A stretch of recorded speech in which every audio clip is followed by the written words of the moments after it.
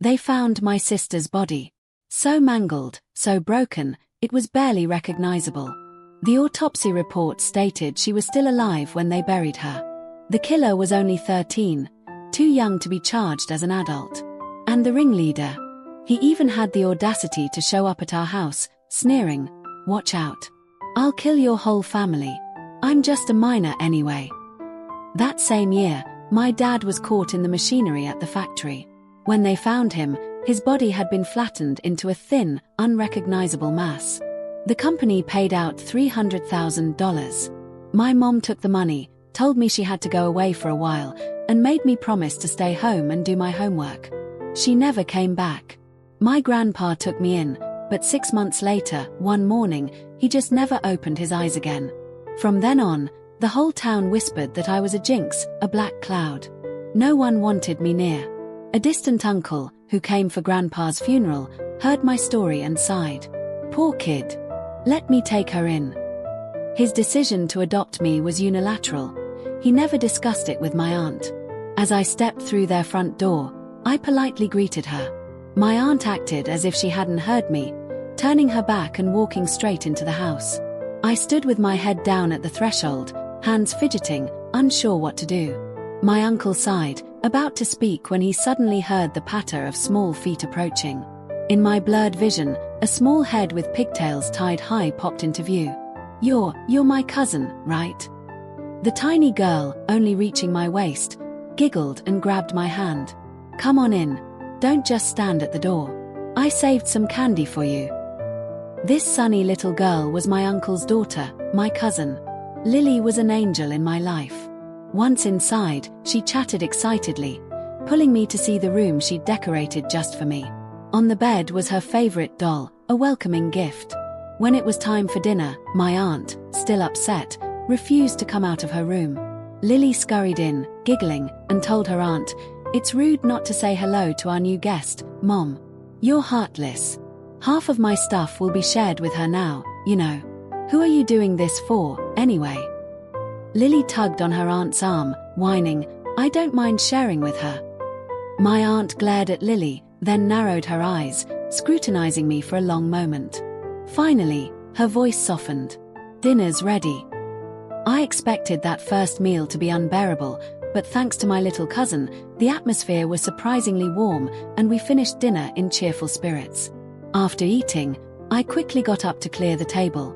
After washing the dishes, I hesitated at the kitchen door, wondering if I should offer to clean the house or do laundry. My uncle waved his hand. "Don't bother. From now on, consider this your home." I softly mumbled my thanks, still standing rooted to the spot, thinking that if they were being polite, I shouldn't take advantage. Lily nudged her aunt. My aunt grunted, then stood up. "Get me a set of pajamas and toiletries. The hot water's ready.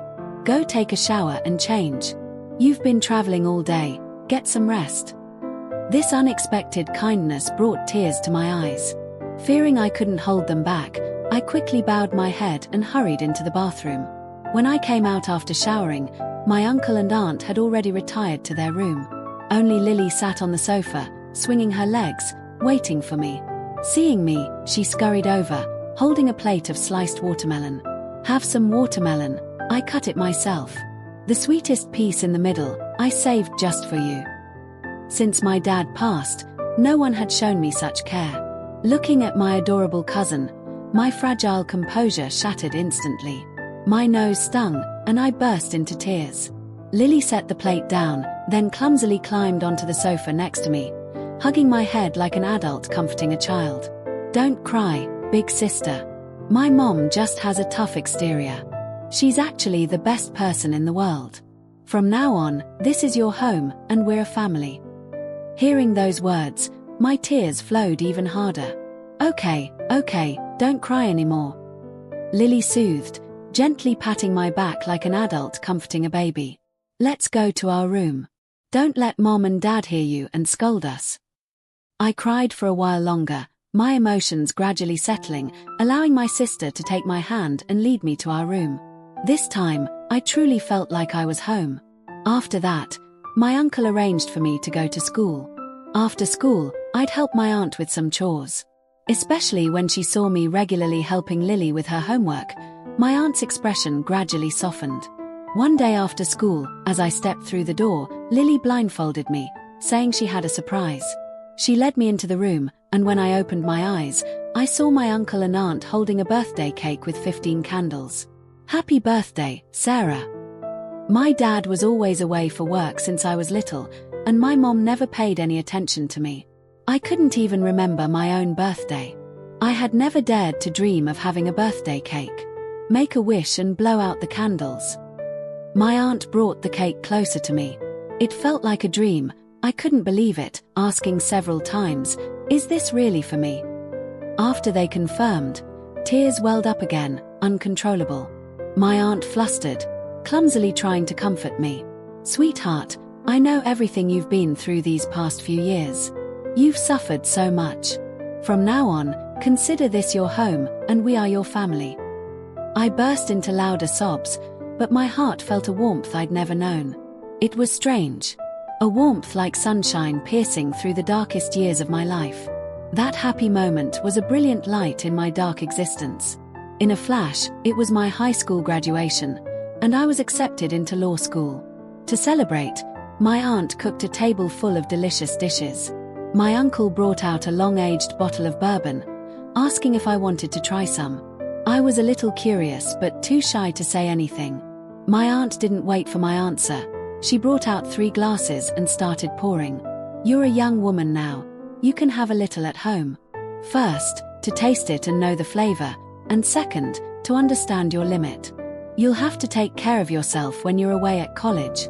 We're celebrating today, so I'll have a little with you too." My sister clamored to join. "I want to celebrate with Big Sis too." My aunt looked stern. "Kids don't drink alcohol." But my uncle dipped a chopstick in and let Lily taste a drop.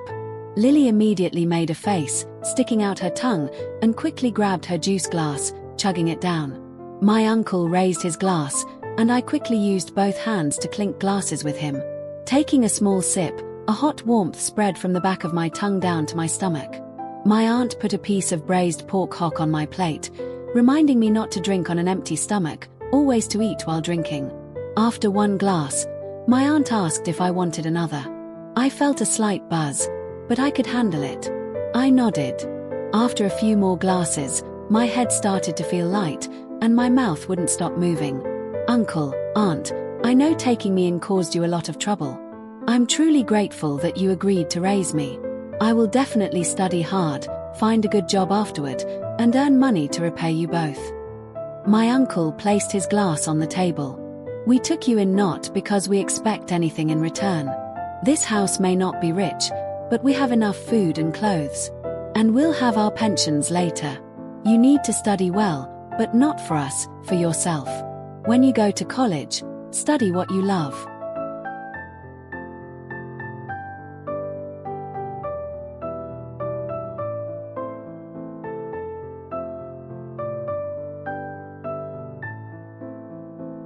And do work you're passionate about if you get the chance. Meet a nice boyfriend too.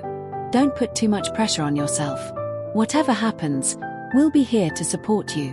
In the future, if you truly succeed, just help those who need it, that's enough. My sister also pulled out a small box, filled with paper stars and cranes she had folded herself. "Big sister, I folded every single one, and I wrote a wish for you on each one. Take them with you to college, okay? If you miss me, throw one into the sky, and they'll help carry your thoughts to me." I hugged the box, my nose stinging, nodding frantically. Seeing my eyes red-rimmed, my uncle gently patted my head and exchanged a meaningful look with my aunt. Perhaps from the alcohol, my aunt's face was flushed as she spoke. "Honey, I won't hide anything. When you first arrived, I really wasn't happy, but it wasn't because of you. It was because your uncle brought you home without even discussing it with me. I was angry about that, but after hearing about your situation, my heart ached. I accepted you then. I know because of my attitude in those first few days, there was still a distance between us. But it's been so long now, and you're such a good kid, I've seen it all. I truly consider you family, and I hope you'll forgive my initial attitude and truly see me as family too." At this, my face was drenched with tears and snot. I couldn't wipe them away fast enough as I sobbed and stammered, "Aunt, I've never blamed you. I've considered you family for a long time. I'm just always grateful, and I was just afraid you didn't like me. Now that I know you don't dislike me, I'm so happy."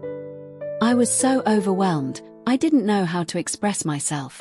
I tipped my head back and chugged the rest of the wine in my glass, choking and coughing afterward. Lily scurried out to get tissues and then ran back, standing on her tiptoes to wipe my face. My aunt, also emotional, hugged me tightly. "I'm not afraid you'll blame me later. I've even prepared a dowry for you." My aunt truly saw me as her own daughter. "If you don't mind, call me Mom." I burst into loud sobs, almost unable to breathe. I will never forget that feeling for the rest of my life. I dropped to my knees, bowing 3 times, and cried out, "Mom! Dad! My good girl, get up now." I then hugged my sister tightly. My sister. My last memory was of crying and laughing, overcome with emotion. After that, perhaps the alcohol took its toll, everything became hazy. I only remember waking up the next morning in bed, Lily still holding my arm, sleeping soundly beside me. If that was a dream, I hoped I would never wake up. 6 months later, my first semester at law school was nearing its end. I was studying day and night for my final exams. In these 6 months, I had made many friends and joined student government and several clubs. Most importantly, I had officially begun to delve into legal knowledge. The first semester not only solidified my legal foundation but, more importantly, my professors taught us the true meaning of law and the ethics a legal professional must possess. I immersed myself daily in reverence and faith in the law. I hoped that for the rest of my life, I could contribute to building a rule of law in this country. Looking forward, I had an ideal worth dedicating my life to. Looking back, I had a family to lean on. But I didn't know that, in the near future, both of those things would slowly slip away from me. In a flash, it was final exam day. My roommates looked at me, full of energy, laughing and teasing. "Sarah's such a genius, she'll probably ace the law exam today. You only see her shine now. What about all those nights she spent studying late in the library? Looks like this year's scholarship is definitely Sarah's." A scholarship is small potatoes. Sarah's going to be a Supreme Court justice. I laughed, cutting them off. All right, we're almost at the exam room. Everyone check if you forgot anything. Do you have your student IDs? Just as we were laughing, my phone rang. It was Mom. "Hello, Mom, why are you calling me today? I'm about to go into my exam. I'll call you back after it's over, okay?" Before I could finish, I felt something was wrong. On the other end, Mom's voice was choked, as if she was trying to hold back tears. "Okay, then wait until you're done with your exam." Mom tried to keep her voice calm, but as soon as she spoke, I sensed something amiss. "Mom, what's wrong? Don't scare me." I pressed her repeatedly, and finally, Mom couldn't hold it in anymore, bursting into sobs. Your sister is gone. Your dad is in the hospital." After she spoke, Mom could only cry, her words unclear. In an instant, my head exploded, and the world spun before my eyes. At that moment, my mind was completely blank, only instinct drove me to rush out. Ignoring my friends and professors calling after me, I just wanted to get home quickly. The law exam room behind me, I drifted further and further away. When I ran to the hospital, Mom was asleep, slumped in a chair outside the patient room.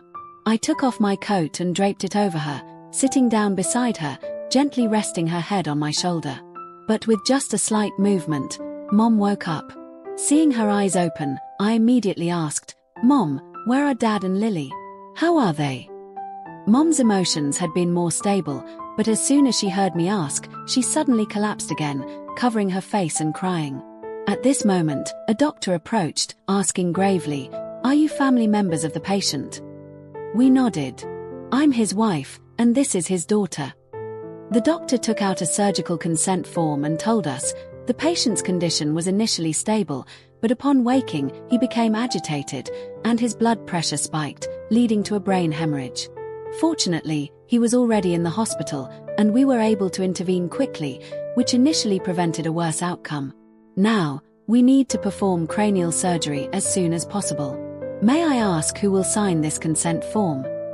Hearing the words brain hemorrhage, my mom froze, standing motionless, unresponsive. I looked at Mom, and suddenly felt a heavy responsibility. I had to be the one to support this family. At this moment, I strangely managed to stay calm, asking the doctor about the possible consequences and if there were any other options. After that, my hand trembled as I signed the form.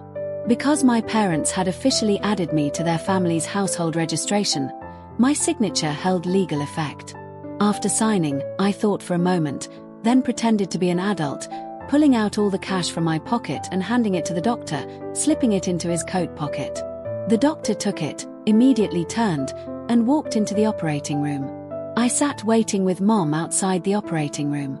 Perhaps due to the extreme tension, Mom finally stopped crying, but her hands were still trembling uncontrollably, unable to form coherent sentences, just repeating a few disconnected words like "Daughter, what should I do?" I tightly held Mom's hand, looked at her, and said, "Mom, I'm here. Don't be afraid." I don't know how long passed, maybe more than half a day, but the light above the operating room door finally turned green. My dad was wheeled out, his eyes closed. My legs felt like jelly. I almost couldn't stand. Fortunately, the doctor immediately stepped in to explain, the patient's surgery was successful. He is still under anesthesia now. He will wake up in a while. For now, we will transfer him to the ICU for 2 more days of monitoring. If he stabilizes, he will be moved to a regular room. Hearing this, I breathed a sigh of relief. After Dad was taken to the ICU, Mom and I slumped down by the door, leaning on each other, silent for a long time. That night, I took Mom home because usually, you're not allowed in the ICU anyway, and staying at the hospital wouldn't do any good.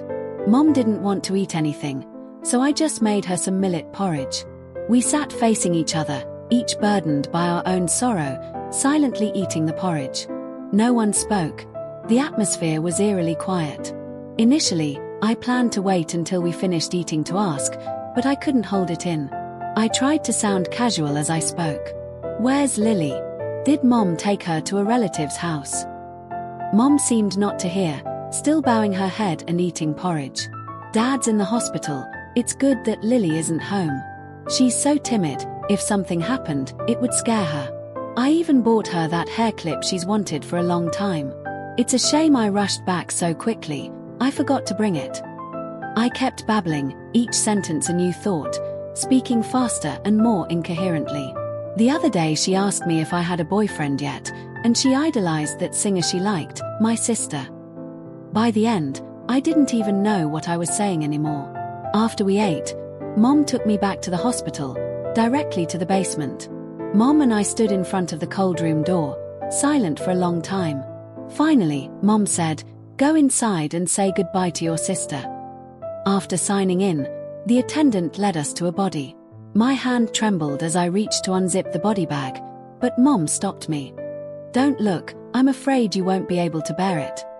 I stiffly pushed Mom's hand away and pulled down the zipper. A minute later, I tightly closed my eyes in despair. My sister's body was covered in bruises and injuries. On her tender face, there was no longer an innocent smile. Instead, there was a terrifying fear and despair. I noticed her fingertips were peeled off, her fingernails gone, and the wounds were filled with dirt and sand. I gently took her small hand, intending to stroke the wounds, but didn't dare to touch. "Did it hurt a lot, Lily?" I usually cried even when I stumbled, but with wounds like these, I couldn't imagine what she went through before she died. Mom looked at me holding Lily's hand and suddenly spoke. She was still alive then. "What?" I hadn't heard clearly. Mom repeated in a detached, lifeless voice. "The police dug her up from the ground. The police said, when she was buried, she wasn't dead yet. The injuries on her hands were from waking up underground and clawing at the dirt with her bare hands to try and get out." My mom's words were too horrifying. My head felt like it would explode, all strength drained from me. I could only hunch over, pressing my forehead against her hand. "Lily, big sister is here. Open your eyes and look at me." But this time, she didn't giggle and call out "Big Sister" anymore. Only silence remained. In the air, I could only hear the steady hum of the air conditioner. The light that had once illuminated my world was now shattered. My sister was dead. My sister was truly dead. I had to do something. I had to do something. If I didn't, I would go insane. I suddenly stood up, not looking back, and rushed straight out, ignoring Mom calling behind me. I ran like the wind to the city's detective bureau. As I entered, a police officer asked who I was looking for. I stated my identity, and their eyes immediately became complex, filled with pity. This case was too brutal, they all knew. I asked, "Where are the killers? I want to see them." The police chief started to say something, but seeing my grim expression, he eventually led me to the holding room. I saw those 3 boys, their faces still young but with a belligerent look unsuited for their age, their eyes full of irritation and contempt. "Who are you? Damn it. Why are you here in the middle of the night? If you have something to say, spit it out." I just asked, "Did you guys kill my sister?" "Oh, so that bitch has a sister. No wonder she's just as messed up." I didn't wait for him to finish. I lunged forward, hitting him repeatedly. Although the 3 boys were younger than me, normally I wouldn't be able to fight them, but at that moment, I fought with reckless abandon. They were stunned by my attack. The few police officers standing by only pretended to intervene, shouting, "Stop fighting!" But no one actually stopped me. It wasn't until I bit hard into the ringleader's throat that they truly rushed in and pulled me away. The police frowned and said, "Enough." I didn't bother listening, still struggling like a wild animal, trying to lunge forward. With no other choice, they forcibly removed me, putting me in a separate holding cell. I was kept there all night. Not until the next morning did my mom receive the news and come to pick me up. Mom carefully applied medicine to each of my wounds. Done, she surprisingly stood up abruptly and slapped me hard. Then, her voice choked, she yelled, "Your sister is gone. If something happens to you too, how will your father and I live?" My body covered in bruises after the fight, I didn't cry. Sitting at the station all night, I didn't cry, but just one sentence from my mom made me instantly break down, tears flowing uncontrollably. I hugged Mom tightly, sobbing, "But Lily can't come back anymore, Mom." I knew Mom needed comforting more than I did at that moment, but in front of her, I couldn't pretend to be strong like an adult anymore. After making me promise repeatedly that I would never do anything dangerous again, Mom sat on the edge of the bed, comforting me until I fell asleep before finally leaving. But the moment I heard Mom close the door, I, the supposedly sleeping daughter, immediately opened my eyes. Staring at the familiar room, how could I possibly sleep? In the dead of night, I sat alone in the dark room, no lights on, the full moon shining brightly through the window. In the faint moonlight, I could still see the room filled with traces of my sister's life. On her bedside table were her favorite dolls, each one with Sarah and Lily written on the back. Taped to the wall was a simple drawing Lily had made. The 4 of us, our family, holding hands, embraced by Mom and Dad, all wearing identical hats and clothes. She used to say we had to make sure people knew we were sisters. I remembered her shaking my arm, whining for me to tell her fairy tales. I remembered late nights when she'd whisper close to me about how cute a boy in her class was, how she couldn't stop sneaking glances at him. I remembered her waiting until everyone was asleep before secretly pulling out her stash of snacks to share with me. I remembered when she was bullied at school, running home and bursting into my arms, sobbing. I remembered just before falling asleep, she'd softly sing me the popular songs among her friends. I remembered so many things. I sat on the edge of the bed, thinking like that all night. I still couldn't accept that she was gone forever. Sometimes I had the illusion that it was all just a nightmare, that my sister was still sleeping soundly in her bed. But every time I turned my head, there was nothing. The pain was suffocating. Before, I never understood what it felt like to ache for someone. Now I knew. It was a heart-wrenching, soul-crushing pain. I cried countless times that night.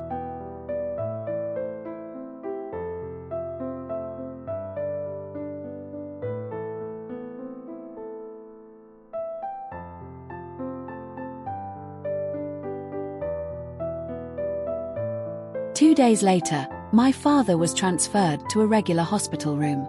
Everything was generally smooth, but sequelae were unavoidable. Afterward, his body wouldn't be as agile as before. Our whole family had an unspoken understanding. No one dared to mention Lily, fearing Dad would get emotional again. During that time, I went to the police station alone several times. The police said they were trying to collect evidence. The prosecutor's office was also trying to propose the harshest possible sentence. But because the perpetrators were minors, prosecution was proving very difficult. As a law student, I naturally understood that. I even consulted my professors at school, but the answer was always the same: it's very difficult. I was furious, but more than that, I felt helpless. Why couldn't the law, which I had always believed in, bring justice for my sister? Some time later, my dad's health had almost fully recovered. That day, I went to the hospital to complete his discharge paperwork when I unexpectedly saw a familiar figure. Chad Miller, one of the 3 who killed my sister. Wasn't he supposed to be in custody? Why was he at the hospital? Without thinking, I immediately rushed over and grabbed him tightly. At first, I wondered if I'd mistaken him for someone else. After all, I'd only seen him once, that time in the holding cell when I attacked him. But his eyes, from surprise, instantly turned to fear, then panic, then anger when he recognized my face. I knew it was him. "Did you escape? Stand still, I'm calling the police right now." To my surprise, he casually brushed my hand away, his face arrogant. "You're the one escaping, I'm here for legitimate medical leave. Let me tell you, I'm a mental patient now. If you dare lay a hand on me, I could beat you to death and it wouldn't even be illegal." My whole body trembled with rage. His family, to get him off, could do something so shameless, faking a mental health certificate. I truly just wanted to kill him right there. All the knowledge of criminal methods I'd learned in my criminal law class flashed through my mind like a projector. But immediately after, I remembered Mom's warnings, remembered Dad lying in his hospital bed. I forced down the burning hatred bubbling in my chest. Chad saw that I wasn't saying anything, that my whole body was shaking, and assumed I was scared. He pressed on even more. He reached out and stroked my face, his expression incredibly arrogant. "Scared now, aren't you? Do you dare touch me?" After he spoke, that filthy hand remained on my face, brazenly moving up and down. That lecherous look. He didn't seem like a child at all, but a repulsive thug. "You're pretty, too. If you just sleep with me for a couple of nights, I might even let you off." Let me off, my ass. I couldn't hold back anymore. I lifted my foot and kicked him straight in the groin. He clutched himself, doubling over in pain like a shrimp writhing on the ground. I hesitated, wondering if I should kick him a few more times, but Mom and Dad's faces suddenly appeared in my mind. I gritted my teeth, turned, and walked away, heading straight for Dad's room. This world constantly shatters the limits of human perception. The bullied only know to endure and swallow their resentment, while the bullies become even more aggressive, relentless. I returned to Dad's room, quickly gathering our belongings, intending to get them out of here, away from that demon. Dad saw my haste and asked if something was wrong. I just replied that I was fine, just wanted to go home a little earlier. Before I could finish speaking, the door to the hospital room was kicked open. It was Chad, and behind him were several men who looked like gang members. Damn it, so the whole family's gathered here. Get him. As soon as he finished, the group behind him stormed into the room, smashing everything they saw. Although they didn't hit anyone, their mouths spewed vulgar, vicious words that were sickening to hear. A passing nurse tried to intervene but didn't dare to approach. I saw someone secretly call 911. Chad didn't participate in the destruction. He pulled up a chair and sat in front of Dad's hospital bed, a vile smile on his face as he began to recount everything. He described how he tortured my sister, how she pleaded. Mom covered her face, sobbing, unable to speak. Dad's face turned ashen, his hand clutching his chest, gasping for breath. Yet, he still tried to reach out and embrace Mom and me, shielding us behind him. I wrapped my arms around Dad from behind, rubbing his chest, terrified he wouldn't be able to bear it again. Chad saw our family's distress and seemed to revel in it even more. You know, That little girl begged me not to kill her. She said she wouldn't call the cops because her mom, dad, and big sister were waiting for her at home. Ha ha ha, what a family. Every one of you is just as stupid. When she realized she was definitely going to die, that look of despair on her face, you guys should have filmed it. Hearing him spew such vile, animalistic words, I suddenly felt nauseous. Dad leaned heavily against me, almost collapsing. He was about to pass out. Without thinking, I quickly helped Dad lie back down on the bed. Then I turned and knelt before that demon, repeatedly bowing my head, begging him to stop. But he just grinned, his face twisted into a vicious sneer. I'm going to wipe out your whole family. You dared to call the cops. I only killed a little kid. Now I can't even go to school, and I have a criminal record. My life's basically over, and you dared to hit me. Hit me again. Go on, if you're so tough, hit me again. Let me tell you, I'm underage, and I'm a mental patient. Tomorrow, I'll take a knife and kill all of you, send you to meet that little girl. He raged for a while until a woman ran over. It must have been his mother. She mumbled a few perfunctory scoldings. You're causing trouble at such a sensitive time. Can't you just leave me alone? Then she turned to us, offering a perfunctory apology, threw down a thick wad of crisp bills, and dragged her son away. I knelt limply on the cold floor, surrounded by scattered money. Dad lay on the bed, half conscious. Mom sat beside him, supporting him, whispering something. This world was truly ridiculous. We just wanted to live, but even that became a luxury. The faith in my heart completely crumbled. In the ruins, I felt as if my sister was crying. And so, I made a decision, for revenge, for protection, and also to save myself. That day, Dad still couldn't be discharged from the hospital. He had to stay another week before coming home. As soon as we opened the door and stepped inside, looking at the familiar room, the whole family fell silent. Mom was the first to break down in tears. Dad was about to say, "Why are you crying?" But before he could finish, his voice choked. Finally, I held up a photo of my sister in front of them. "Lily's watching you. If you keep crying, she'll be very sad." At that, they wiped their tears, telling Lily one by one that everyone was fine. The months passed quietly. The police continued to update our family on the progress of the case. They said that since Chad Miller had been confirmed to have a mental illness and was deemed unable to care for himself, he was released on bail for treatment. As for the other two, Ethan Cole and Tyler Reed, due to their good confessions and other reasons, there was a high probability they would be exempt from criminal prosecution. I didn't argue or object. I simply accepted my fate like a defeated person, following all the arrangements. Perhaps the police felt a little guilty, quickly adding, "The three perpetrators' families are willing to pay a very large compensation. All your family has to do is sign a waiver, and they'll pay whatever price." I smiled faintly. Then I should demand a lot. The police nodded frantically. Yes, their families are all wealthy, you can ask boldly. A few days later, it was Christmas. The table was piled high with food, and 4 sets of chopsticks and bowls were already laid out. When I came home, I saw Dad sitting at the table, quietly drinking alone. I quickly ran over and snatched the bottle. The doctor said no drinking. "Why are you sneaking drinks again, Dad?" "Mom, look at Dad. Aren't you going to stop him?" Dad just chuckled, scratching his head without saying anything. Since the surgery, Dad's speech wasn't as clear, and he spoke even less. I checked around the room, confirming no other bottles were hidden, then went to the kitchen to help Mom prepare. When the dumplings were cooked, and the family sat at the table, I took out a bank card. "Mom, Dad, this is the compensation money from those 3 families. $1 million from each, totaling $3 million. It's all on this card. Keep it safe." Mom and Dad glanced at each other, not commenting on my taking the money on my own, just telling me to keep it. I hesitated, saying, "I'm still a student. Keeping such a large sum isn't really appropriate." Dad took out another card, along with mine, and put both into my hand. "Sweetheart, you're grown now, and your mom and I are getting old.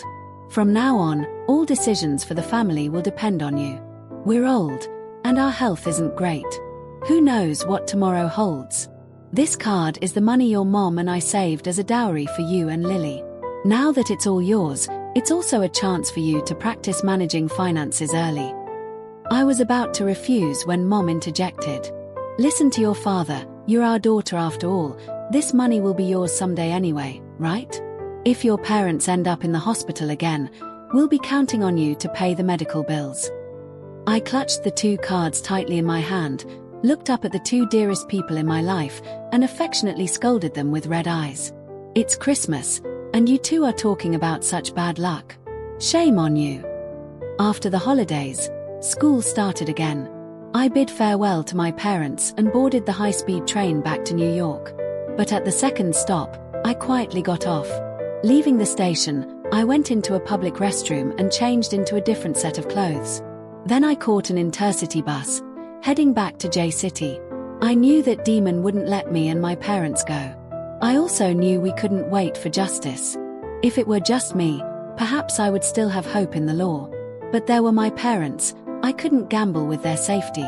That night, when Chad was wreaking havoc at the hospital, I stood in the room opposite my sister's photo, swearing that I would protect my parents to the end.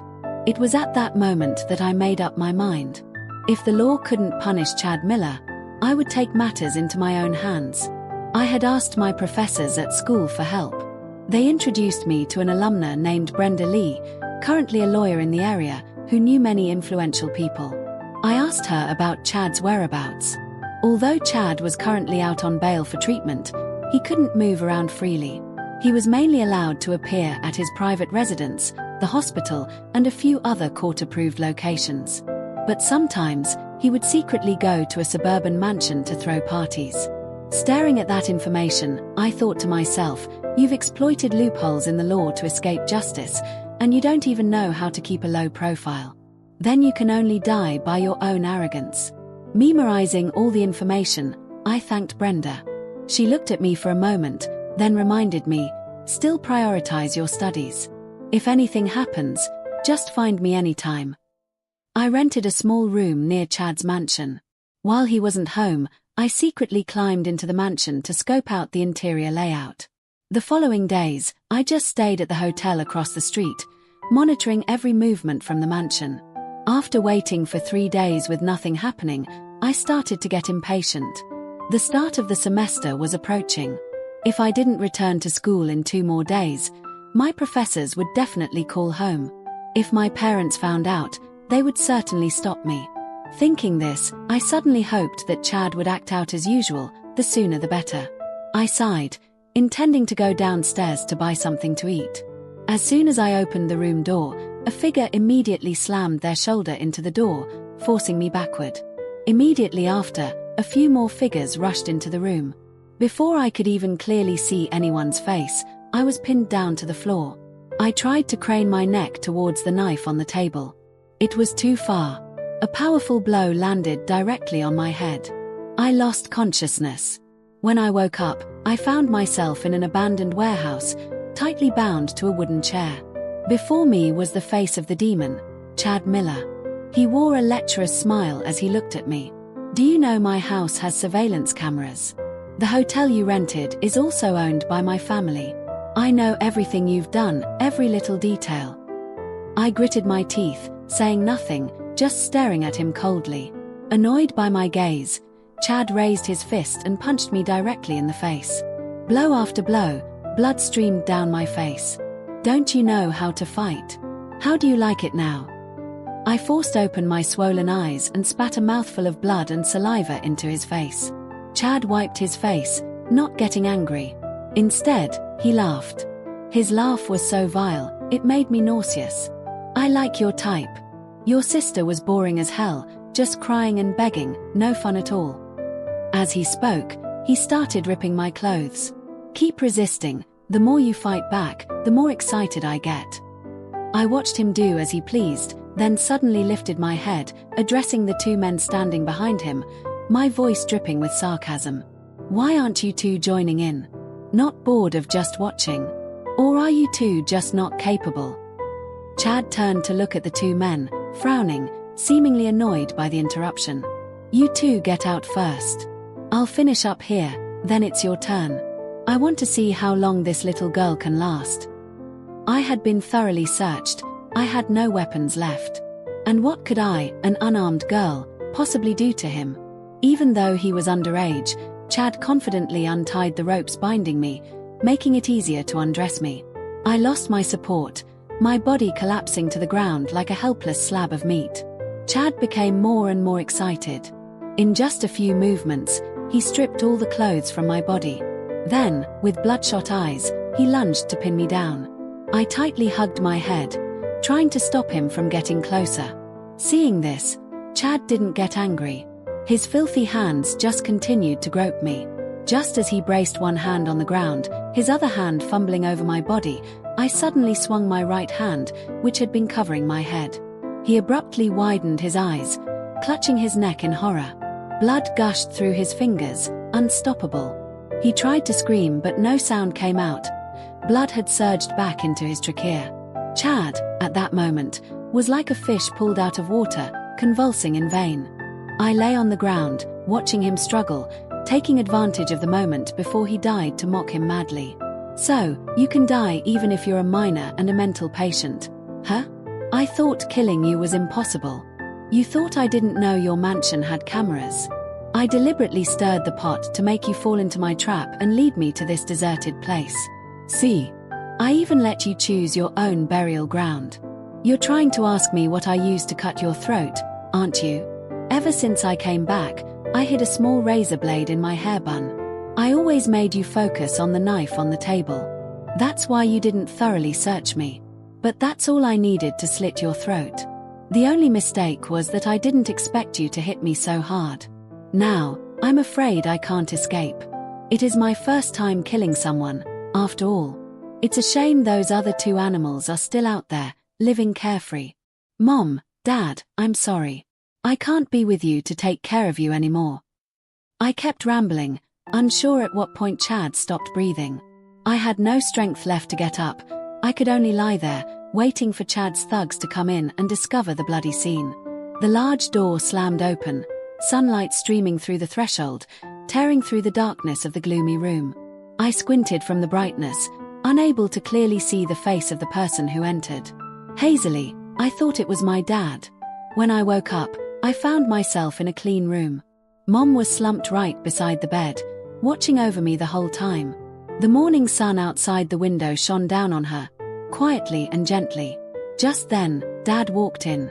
Seeing that I was awake, he worriedly asked, "How are you feeling, sweetie? Is anything bothering you?" Mom also woke up, quickly helped me sit up, leaned me against a pillow, and poured me water, her hands moving ceaselessly. I gently shook my head. "I'm fine, just a little dizzy." My gaze went behind Dad, where someone stood silently. "It's my mentor, Brenda Lee." "How are you, Brenda?" "Thank you so much." She shook her head. "It's your dad." I looked at Dad in surprise. He just looked back at me gently, saying nothing.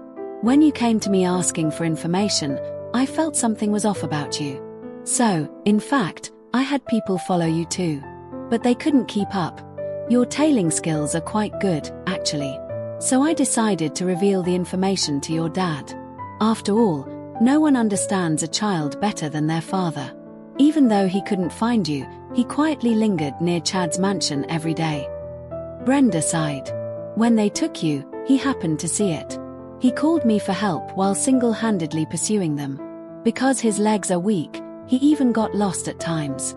Fortunately, the abandoned factory wasn't too far, and your dad risked his life searching and finally found you." Brenda sighed again. "Your dad is truly extraordinary. I can't imagine a person who hasn't fully recovered from a brain hemorrhage being able to take down two young men guarding the door outside. At that time, you had lost too much blood. If you hadn't been rescued in time, you might not have survived." I lowered my head, speechless, tears welling up. Dad saw this and took my hand. "My dear, I'm sorry. Don't blame yourself. It's not your fault. It's because I'm old. When I was young, I wasn't afraid to fight 10 guys." Looking at Dad's forced nonchalant expression, my throat choked with regret. Brenda continued to tell me some other details but still didn't touch on what I cared about most. What happened to Chad? Why am I in the hospital and not the police station? I couldn't help but ask. She told me, Chad is dead. As for why I wasn't arrested, she casually replied, I've handled it. My values couldn't accept such a disregard for the law. But I, a person who had just killed someone, had no right or standing to criticize her. So I just lowered my head in silence. Brenda suddenly laughed. What are you thinking? I'm not some high-ranking official who can just make everything disappear. Even if I wanted to, I wouldn't have the power. Then how did you fix it? She glared at me, a loving reproach, then lightly tapped my forehead. I told you to study properly, but you just charge in with a knife. Don't claim to be my junior again, okay? This matter was actually simple. Chad was on medical bail. He wasn't allowed to be in that location.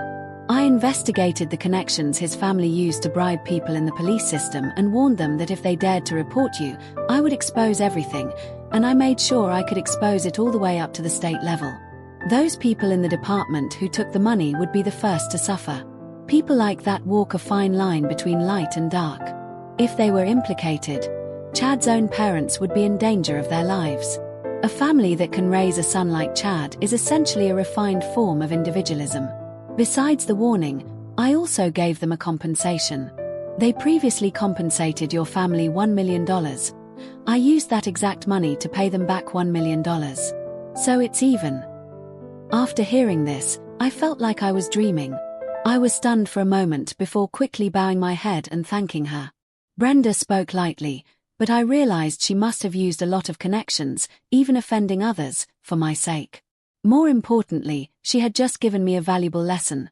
Know how to use legal loopholes, but if others find your loopholes, those loopholes will become your weaknesses. Brenda, I don't know how to thank you enough. I never expected you to help me this much. She raised her hand to stop me from speaking further. I just can't stand by and watch my juniors get bullied. A law student, being suppressed right on legal ground. She spoke with a look of exasperation that made me both touched and embarrassed. Until I recovered and was discharged from the hospital, Chad's parents never once came to see me. I secretly admired Brenda's accurate judgment of people. I proactively sought her out, telling her I wanted to work for her to repay her kindness. She just said, "Get well, then go back to school and study properly." The day I left, she saw me off. Although I was a little anxious, I was determined to speak my mind. Brenda, the other two who killed my sister are still alive. After what just happened, those two families will definitely be more vigilant. Chad's incident made me realize one thing. With my current ability, I'm still far from getting revenge, and I don't want to trade my life for it. My parents still need me.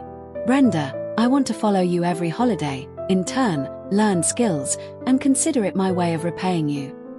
Brenda raised an eyebrow, speaking in a half-joking, half-serious tone. You want to follow me, but I'm not sure I need you. I don't take in fools. Go back to school and focus on your studies. If you get maximum scores in every subject, I'll consider it. But if you fail any courses, I won't take you, and I don't know any students as bad at studying as you. I knew she had tacitly agreed, so I bowed deeply in thanks. She smiled, her eyes gentle yet firm. Remember this, don't let porcelain clash with bricks. From now on, you need to learn to use your brain. Those animals aren't worth risking your life for. Go to school with peace of mind. I'll take care of your parents for you. I told my parents everything too. They were so happy they couldn't stop smiling. My dad, his voice still a little hazy and unclear, turned to Brenda and thanked her. I was just afraid my daughter would do something reckless. Thank goodness for your advice. You're truly a benefactor to our whole family. I understood that he intentionally said that for me to hear. I still had family. I couldn't risk my life blindly. I bowed my head and took Dad's hand, mimicking Lily's spoiled gesture, gently shaking his arm. Dad, I know. I won't do anything foolish again. From then on, every holiday, I interned at Brenda Lee's law firm. She was a legal consultant for the city's largest commercial conglomerate and also ran the largest law firm there. The more I worked, the more I understood Brenda, but at the same time, I found her even harder to predict. She was like this world itself, possessing two faces, light and shadow. The city's largest commercial conglomerate had many activities that pushed the boundaries of the law, some even crossing the line, and all of them were handled by her. But her law firm also took on the most community lawsuits, helping countless ordinary citizens. I didn't understand, but I didn't ask, just as I didn't understand this world. I thought maybe someday in the future, I would understand. For now, I needed to observe. In a flash, it was my junior year of college, and the final exams had just ended. Brenda called me, saying only one thing: "Those two are getting out soon." I put the phone down, picked up my sister's photo from the desk, and gently wiped off the dust. Do you still want revenge? Every single day. How far do you want to go? Life for life. Think it through, then go for it. Tell me if you need help. You've been studying for so long, let me see the results of your hard work. After speaking, she waved her hand, telling me to go out. After being released from the juvenile detention center, Ethan Cole didn't return to school, partly because no school dared to accept him, and partly because he disdained studying. In the center, he befriended a big brother, 3 months older than him. This big brother claimed to be a gangster, doing big things, and promised that after they got out, he would